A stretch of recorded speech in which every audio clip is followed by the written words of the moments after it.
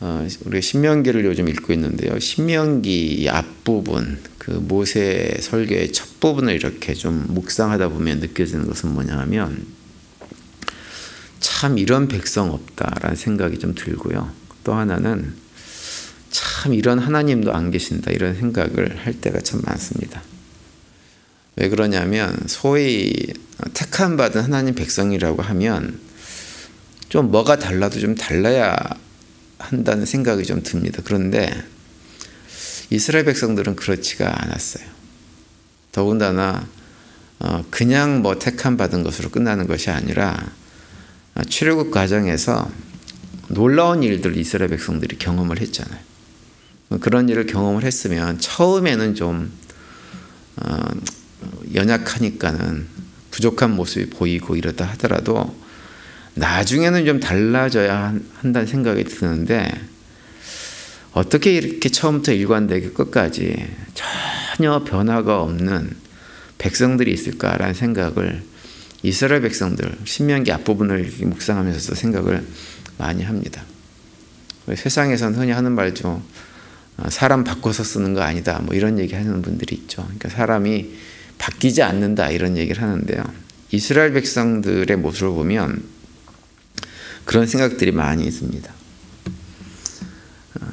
이스라엘 백성들을 하나님께 선택하시고 나서 출애굽하는 과정에서 크신 권능 경험했죠. 또 광야에서는 만나와 메추라기로 그들을 먹이시고 불기둥과 기름기둥으로 그들을 인도하시고 보호하시고 양육하고 하는 과정들을 다 경험을 했어요.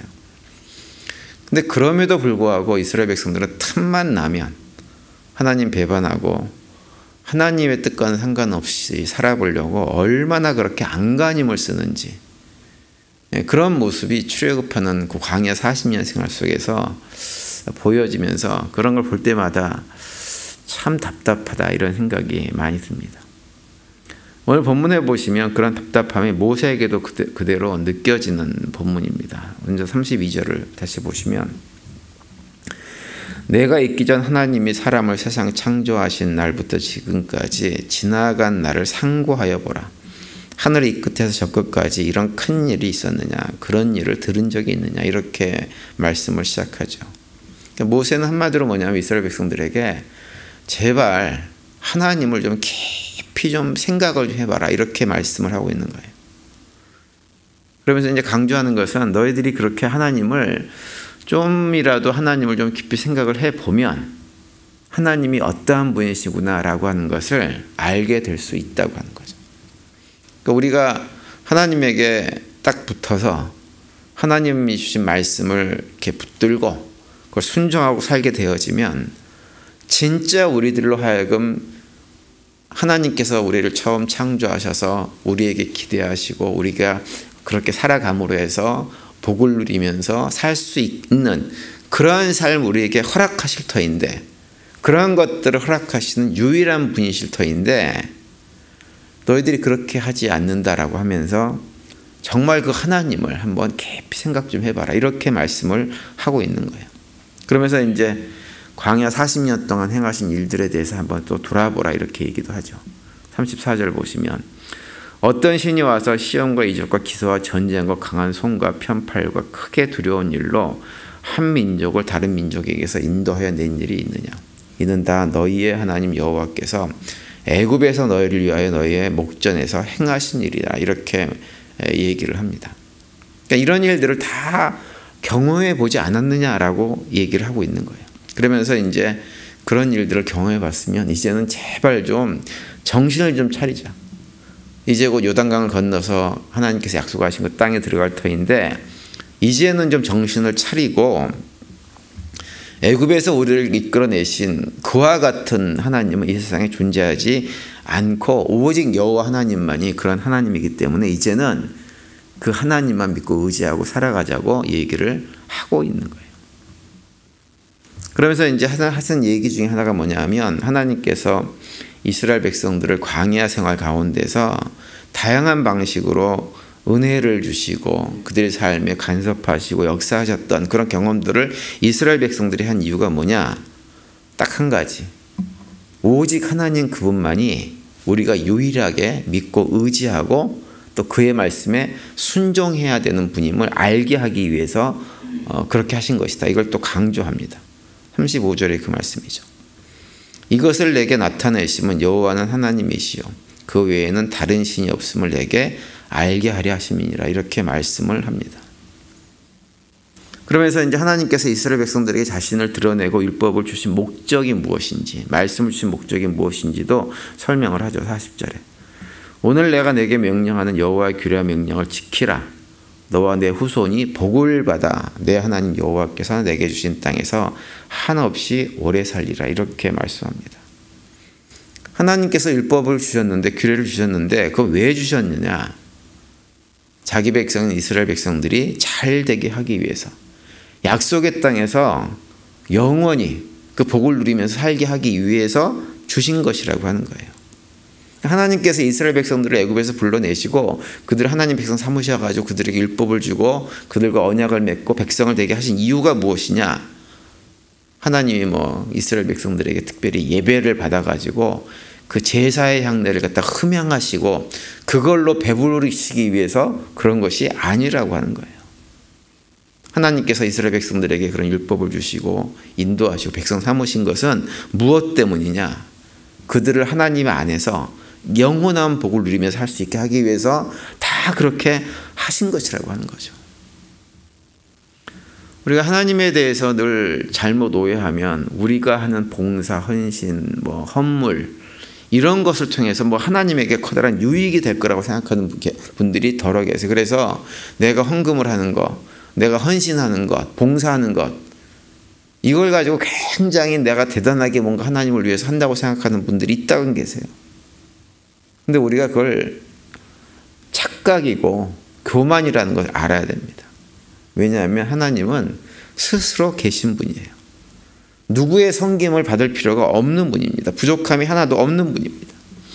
그래서 하나님께서 우리에게 무엇인가를 명령하실 때 그것은 그 어떤 것이라도 하나님을 위한 것은 단 한 가지도 없습니다.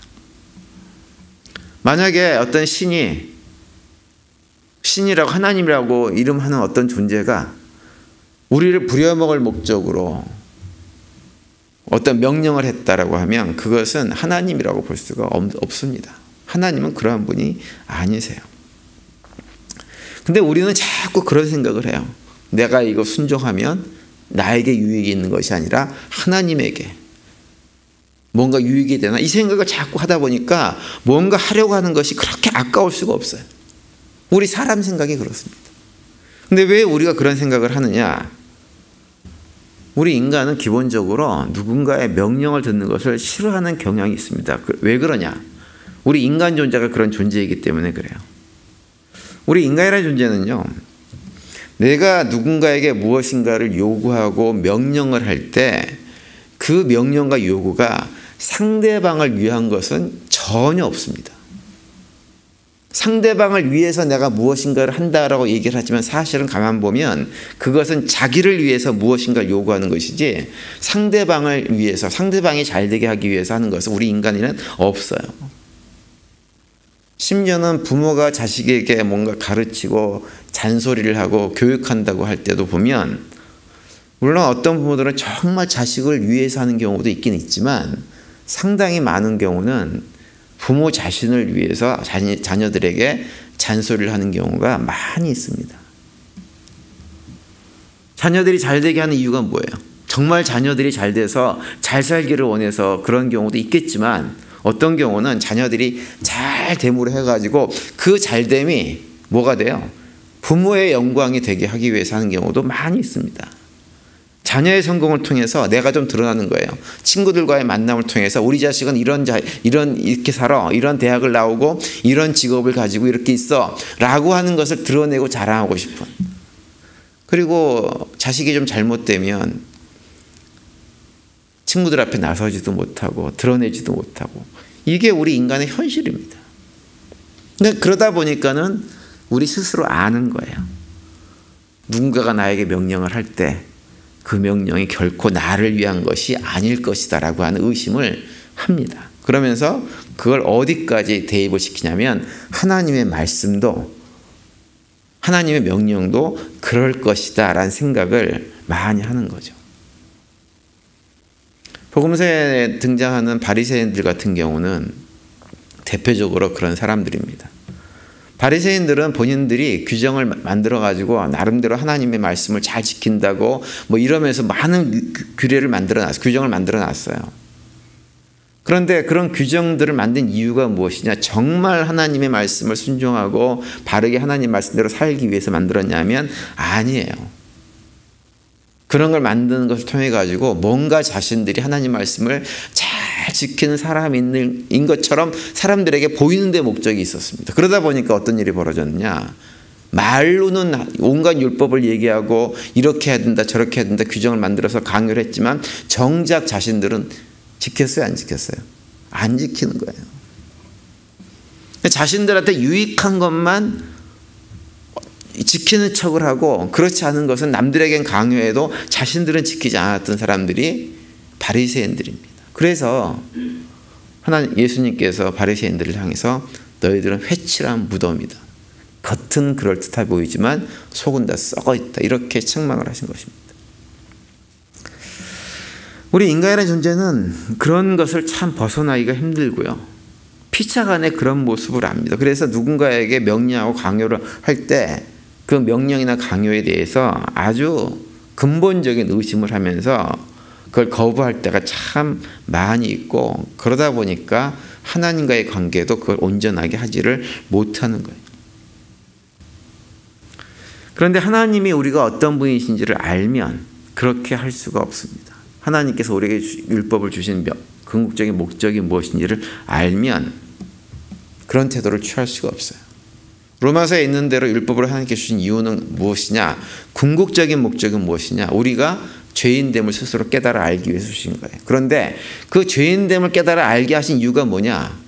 내가 죄인임을 깨달아 알아서 기죽고 살라고 하나님 앞에서 꼼짝하지 마 라고 하기 위해서 그렇게 하신 것이 아니라 내가 죄인됨을 깨달아 알아서 하나님 앞에 엎어져 하나님과 관계가 회복되어지고 그 안에서 진짜 복된 백성으로 회복되게 하기 위해서 우리를 죄를 깨달아 알게 만드신 거예요. 그 목적으로 율법을 주신 것입니다. 그래서 하나님은 그러한 이유 때문에 우리에게 말씀하시고 온갖 기적을 보여주시고 그러면서 너희들이 믿고 의지할 존재는 나뿐이 없으니까 나를 기억하고 나를 바라보고 나를 소망하고 살아가야 된다라고 하기 위해서 율법도 주셨지만 온갖 이적들을 다 보여주신다고 모세가 이스라엘 백성들에게 모압 평지에서 다시 한번 강조하고 있는 것입니다. 오늘 보면 39절에 보면 이렇게 또 말씀을 하고 있죠.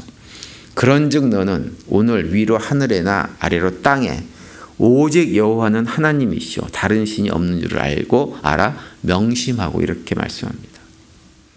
하나님은 스스로 자족하는 분이라고 하는 걸 기억하고 그 자족하시는 그분이 우리에게 주신 모든 말씀 그 모든 말씀 우리에게 복된 것임을 기억하며 오직 유일하신 하나님 그분만을 믿고 의지하고 순종하며 살아가라고 권면을 하고 있는 거죠.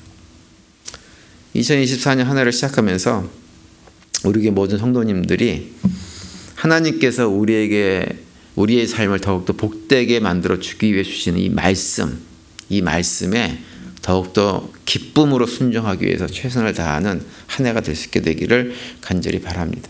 그것을 위해서 하나님께 늘 우리의 시선 고정하고 하나님의 음성에 귀를 기울이고 하나님의 뜻을 잘 분별해서 순종하면서 살아가면서 우리를 붙들어 주신 하나님과 함께 우리가 어떤 환경 속에 있든지 환경에 휘둘리지 않고 승리하는 삶을 살아가는 우리 모두가 될 수 있게 되기를 간절히 바랍니다.